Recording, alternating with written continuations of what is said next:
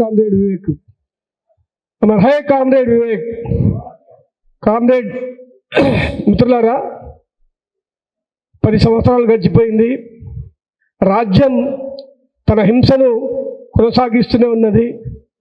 ఇప్పటికిప్పుడు దాదాపు ఆపరేషన్ కగార్ అని చెప్పి ఈ యొక్క దేశ హోంమంత్రి మాట్లాడుతూ వందల మంది ప్రాణాలను బలి తీసుకోవడం జరుగుతున్నది. మరి ఆఖరి యుద్ధం అని చెప్పి మాట్లాడుతున్నాడు. ఆఖరి యుద్ధం ఎవరి మీద చేస్తాడా? ఆయన తన ప్రజల మీద చేస్తాడా అని చెప్పి మేము తెలంగాణ ఫ్రంట్గా ప్రశ్నిస్తున్నాము. అయితే మనం అందరం కూడా బయటికి రావాల్సిన అవసరం అది.